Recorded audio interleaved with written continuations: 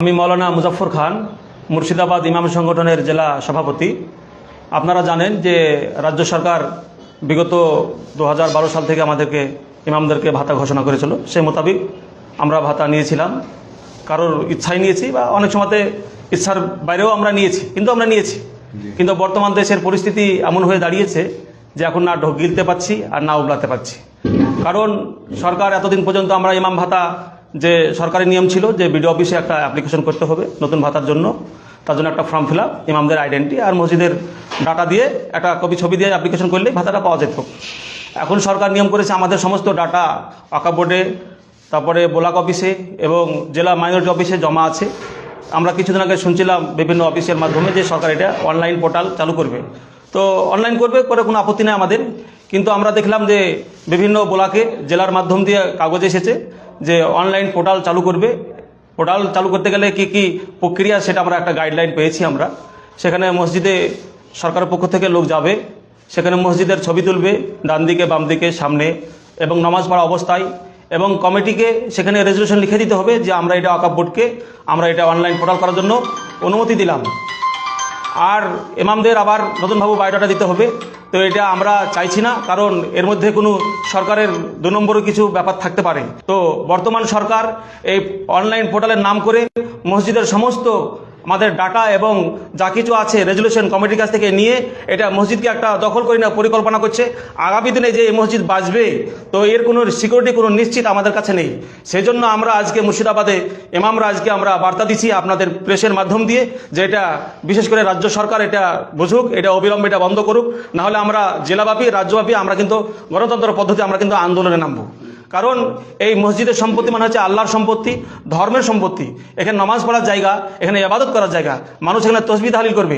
এখানে সরকার মনে করছে যে ভাতা দিচ্ছি মানে আমি সব কিছু মুসলমানদের নিয়ে নিব, আমরা প্রয়োজন পড়লে সরকার ভাতা বন্ধ করে দেখ। ভাতা দিয়ে আমাদের যে জাতির খুব লাভ হয়ে গেছে, তা কিন্তু লাভ হয়নি। আমাদের মধ্যেকার ইমাম 2-1টা ইমাম সাধু অসাধু, তাদের সহযোগিতায় সরকার কিন্তু এই মত বা এই কাজগুলো করছে। আমরা সেই ইমামদেরকেও আমরা সতর্ক করতে চাইছি যে জাতি আপনাদেরকে ক্ষমা করবে না, জেলার আলেম ওলামা মুসলমান সমাজ কিন্তু আপনাদেরকে ক্ষমা করবে না। আপনারা নিজেরা সচেতন থাকুন, আপনারা নিজেরাও হুঁশিয়ার থাকুন। এই অনলাইন যে পোর্টাল প্রক্রিয়া যে চালু করে সরকার, অতিসরে এটা বন্ধ করতে হবে। বন্ধ না করলে আমরা জেলাব্যাপী রাজ্যব্যাপী এমন আন্দোলন করব, সামনে সরকার কিন্তু ভাবতে কিন্তু বাধ্য হবে। সেই জন্য আপনাদের মাধ্যম দিয়ে আমরা এটা জেলা ব্লক সারা রাজ্যে আমরা এটা বার্তা দিতে চাইছি যে সরকার এটা সঠিকভাবে তদন্ত করুক, করে এই পোর্টাল বন্ধ করুক। আমাদের মসজিদ মানে আল্লাহর সম্পত্তি, ধর্মীয় সম্পত্তি। এটা অনলাইন পোর্টালের নাম করে এই সম্পত্তি আমরা দখল হতে সরকারকে কোনো মতেই দেব না। পোর্টাল মানবো না, কি একটা পোর্টাল নাকি রাজ্য সরকার চালু করছে, যার মাধ্যমে ওই যে ইমাম ভাতা যেগুলো দেওয়া হয় সেগুলো নতুন করে নথিভুক্ত করা হবে। তো সেটার জন্য নাকি আবার মসজিদে যাওয়া, ছবি তোলা, মসজিদ কমিটির তরফ থেকে রেকমেন্ডেশনের ব্যাপার, ওয়াকফে নাম লেখানো, এইসব কি সব ব্যাপার ওনারা শুনেছেন। তো শুনে এখন বেঁকে বসেছেন যে এত সব কেন। ভাতা যেমন দেওয়া হচ্ছে, অন্যান্য ভাতা যেমন সব দেওয়া হয় সেই মতো ঠিক আছে, কিন্তু এখন তো যা দেখতে পাচ্ছি সব নথি ডেটা সব তো রাজ্য সরকার নিতে চাইছে। তো তাহলে উদ্দেশ্য কি? সব কি নিয়ে নেবে? এই সব মানবো না, ওই পোর্টাল মানবো না।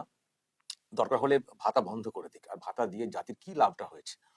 তো এইসব মানবো না বলে এখন ওনারা সব বেঁকে বসেছেন। এইসব দখল করে নেওয়ার একটা চেষ্টা হচ্ছে। মসজিদ যে আছে আমাদের নামাজ পড়ার জায়গা, তো সেখানে সরকার এত কেন এত কেন মাথা গলাবে? এইসব মানবো না। বেঁকে বেঁকে বসেছেন ইমাম মৌলানা সাহেবরা। প্রিয় দর্শক, আমি শফিকুল ইসলাম এবং আপনারা দেখছেন আরামবাগ টিভি। আমার প্রশ্ন যে কেন ভাতা নেন আপনারা? সরকারের সরকারের টাকা কেন নেন? আপনারা ইমাম মুয়াজ্জিন হয়েছেন, মসজিদে নামাজ পড়াবেন, যারা নামাজ পড়বেন তাদের থেকে আপনাদের তো পয়সা পাওয়ার কথা।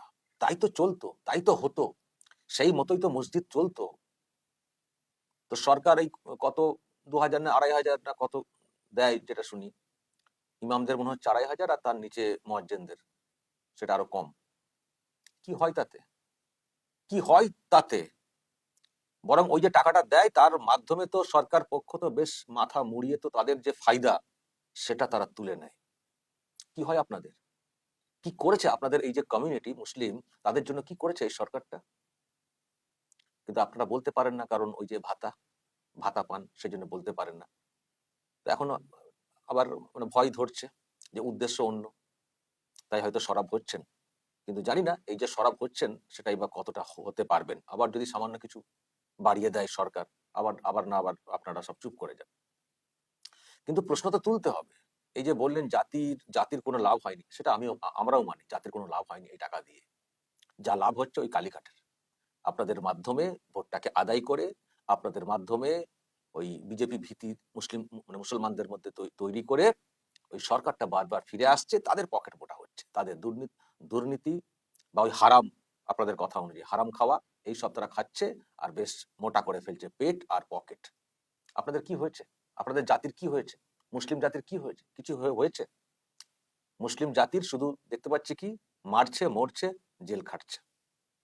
এটাই তো দেখছি, মালদা, মুর্শিদাবাদ, ভাঙড়, দেখছি তো, মারছে মুসলমান, মরছে মুসলমান, জেল খাটছে মুসলমান। কি হয়েছে জাতির? আর আপনাদেরকে মুসলিম সমাজের লোকেরা যেহেতু মানেন, আপনাদেরও তো একটা দায়িত্ব থাকার কথা, যে সামান্য ওই ভাতা দেবে আর তাতেই আমরা গুণ গাইবো, সরকারটাকে বারবার ফিরিয়ে আনবো, আর তারা অবজ্ঞা করে যাবে, আমাদের ভোটে তারা বারবার ফিরে আসছে। এটা তো নিশ্চয়ই আপনারা মানবেন। এই তৃণমূল কংগ্রেস ক্ষমতায় টিকে থাকতে পারে না যদি মুসলিম সমাজ না ভোট দেয়। এদেরকে তো হিন্দুরা তো যারা মানে হিন্দু মানে বড় অংশ আর কি, যারা যারা একেবারে কিছু পেয়ে বসে আছেন তাদের অন্য বিষয়, কিন্তু সাধারণ যারা হিন্দু, যারা একটা সরকার মানে কাকে রাখবো না রাখবো নিজেরা ঠিক করেন উন্নয়নের নিরিখে, তারা তো এই সরকারটাকে তো চায় না, মোটেই চায় না। তো সরকারটা টিকে আছে শুধুমাত্র মুসলিম ভোটের জন্য, আপনাদের জন্য। আপনারাই তো মুসলমানদেরকে বোঝান নামাজে, যখন জামাত হয় সেই সব এতে, বা ওই ভয় দেখান একযোগে ভোট দিতে হবে, না হলে বিজেপি চলে আসবে, সব শেষ হয়ে যাবে, সব দখল হয়ে যাবে, আমরা থাকতে পারবো না বাংলাদেশ পার্টিতে। আপনারাই সব দায়িত্ব নেন এই সরকারটাকে বারবার ফিরিয়ে আনার জন্য। এখন আপনারা বলছেন যে সরকার সরকার এই করতে চাইছে। এগুলো তো আগেই বোঝা উচিত ছিল যে ভাতা সামান্য দেবে আর সেটা দিয়ে মাথা মুড়িয়ে নিজেদের ফায়দা তুলে নেবে, তারপর যা খুশি করবে। এটা তো আগেই তো বোঝা উচিত ছিল। আর ভাতা ভাতা করছেন, বলুন তো, আপনারা যে ভাতা নেন কিভাবে ভাতা নেন? ওয়াকফ বোর্ডের মাধ্যমে। সরকার নাকি সেখানে টাকা দেয়, সেটা ওয়াকফ বোর্ড হয়ে এই ভাতা দেওয়ার ব্যবস্থা হয়। আর এদিকে আপনারা ওয়াকফ প্রপার্টি কেন্দ্রীয় নতুন আইন করেছে, সব নিয়ে নেবে, এই করে খুব চিৎকার করেন। একবার প্রশ্ন করেছেন পশ্চিমবঙ্গে যত সব ওয়াকফ প্রপার্টি আছে সেগুলো কি অবস্থাতে রয়েছে? সেগুলো কারা সব লুটপাট করে খাচ্ছে, জবরদখল করে খাচ্ছে? এই সরকার তো খুব বড় বড় কথা বলছে, এবং কেন্দ্রের যে ওয়াকফ আইন তার বিরুদ্ধে নানান সব বক্তব্য পেশ করেছে। আপনাদেরকেও খানিকটা উস্কানি দিয়েছে রাস্তাতে নামার জন্য, কারণ তাতে তাতে তাদের ফায়দা আছে। কিন্তু এই সরকারের আমলে কত ওয়াকফ প্রপার্টি বেদখল হয়ে গেছে, এবং এই দল টিএমসি তাদের নেতা মন্ত্রীরা কত সব ওয়াকফ প্রপার্টি দখল করে বসে রয়েছেন, হিসেব দিচ্ছেন না? খোঁজ নিয়েছেন? প্রশ্ন করেছেন? এদিকে বলেন যে আমাদের প্রচুর ওয়াকফ সম্পত্তি আছে। তো যদি সেই সব সম্পত্তি প্রপারলি ইউজ হতো, সেখান থেকে ইনকাম যদি ঠিকঠাক আদায় হতো, মানে করা যেত, ওই সরকারের দিকে তাকিয়ে বসে থাকতে হতো এই ইমামদের ভাতা পাওয়ার জন্য? কেন্দ্রীয় সরকার, হোম মিনিস্টার নিজে পার্লামেন্টে বলেছেন যে ওয়াকফ প্রপার্টি গোটা দেশ জুড়ে এত রয়েছে, তার এত ইনকাম হতে পারে, কোটি কোটি কোটি কোটি লক্ষ কোটি ইনকাম হতে পারে। কিন্তু কত হয় গোটা দেশ জুড়ে ইনকাম? সামান্য কত 100 কত কোটির কথা বলা হয়েছে। যেখানে আরো ধরুন অন্যান্য সরকারি ডিপার্টমেন্ট রয়েছে, রেল ডিপার্টমেন্ট বা অন্য ডিপার্টমেন্ট, যাদের ধরুন ল্যান্ড আছে, তার থেকে কম ল্যান্ড, অনেক কম ল্যান্ড ওয়াকফ প্রপার্টি, তাদের কত ইনকাম? তাহলে এত ওয়াকফ প্রপার্টি অথচ ইনকাম নেই। এদিকে বলা হচ্ছে ওই যে প্রপার্টি তার ইনকাম দিয়ে সমাজের কল্যাণে কাজে লাগানোর কথা, পড়াশোনা, ছেলে মেয়েদের বিয়ে, মানে যাদের মানে মেয়েদের বিশেষ করে যারা আর কি খুব গরিব তাদেরকে বিয়েতে সাহায্য করা, এইসব আরো সব মানে সাহায্যের ব্যাপারে এই এই জায়গা থেকে টাকা পয়সা আসার কথা। আর যেগুলো ধর্মীয় যেসব মানে প্রতিষ্ঠান থাকে সেখানেও খরচ খরচার ব্যাপারেও থাকে এইসব প্রপার্টি। কিন্তু কোথায় সেগুলো কারা ইউজ করছেন? কারা ভোগ করছেন? যারা বড় বড় কথা বলছেন, তাদের নেতা মন্ত্রীরা কত সব দখল করে বসে রয়েছেন, সেসব খোঁজ খবর নিয়েছেন? কেন এই আওয়াজটা তুলছেন না যে দিদিমণি আপনাকে ভাতা দিতে হবে না, যেসব ওয়াকফ প্রপার্টি এই বাংলাতে রয়েছে সেগুলো দেখান, উদ্ধার করে দেখান, কেন সব বেদখল হয়ে যাচ্ছে সেটা আমাদেরকে দেখান, শ্বেতপত্র প্রকাশ করুন, কোথায় কত ওয়াকফ প্রপার্টি আছে, কি অবস্থা রয়েছে, এটা আমাদেরকে দেখান।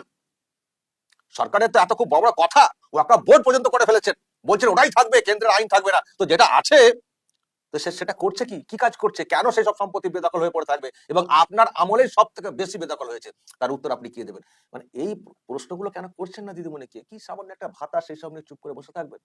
যদি সত্যি আপনারা বুঝে থাকেন যে আপনাদেরকে এই সামান্য ভাতা দিয়ে ওনারা ফায়দা তোলার চেষ্টা করছেন, এইসব মানবো না, তাহলে প্রকাশ্যে আসুন, আওয়াজকে তুলুন, প্রকাশ্যে বলুন, দিদি এইসব ভাঙতাবাজি চলবে না। আপনি কিছুই করেননি মুসলিম সমাজের জন্য, আর আমাদেরকে কিছু পয়সা করে দিয়ে ভাবছেন বারবার ক্ষমতায় টিকে থাকবো, এই সব চলবে না। এই আওয়াজটা তুলুন এবং মুসলিম যে কমিউনিটি তাদেরকে সজাগ করুন, তাদেরকে সজাগ করুন। এই সস্তার রাজনীতি করতে দেবেন না, দেবেন না। শুধু বিজেপি ভয়, বিজেপি ভয়, বিজেপি ভয়, এই ভয় দেখিয়ে দেখিয়ে আপনারা ভয় পেয়ে যাচ্ছেন, মানুষকে ডাক দিচ্ছেন একসঙ্গে টিএমসি কে ভোট দিন, নাহলে বিজেপি চলে আসবে। কিন্তু আপনাদের কি হচ্ছে, লাভটা কি হয়েছে? কে এলো না এলো তার থেকেও আপনাদেরকে যে মানে একেবারে মাথা মুড়িয়ে যে তারা ফায়দা তুলছে, সেটা বুঝবেন না? ভারতবর্ষের অন্য কোথাও অন্য দল ক্ষমতাতে নেই, টিএমসি থাকতে হবে, নাহলে আমরা ক্ষমতায়, নাহলে আমরা থাকতে পারবো না, এটা এটা ভেবে নিয়ে বসে থাকবেন? সজাগ হন, সজাগ হন, নিজেদের ভালো বুঝতে শিখুন। আর যারা এই মাথায় বেল ভেঙে খাওয়ার চেষ্টা করছেন, তাদের এই বেলটা ধরে নিয়ে ঘুরিয়ে ছুঁড়ে মারুন, তাদের টাক ফাটিয়ে দিন দরকার হলে, না হলে আরো ভুগতে হবে। দর্শক বলবেন যদি আপনাদের এই নিয়ে কিছু বলার থাকে, অবশ্যই বলবেন কমেন্ট বক্সে। নজর রাখবেন আরামবাগ টিভিতে।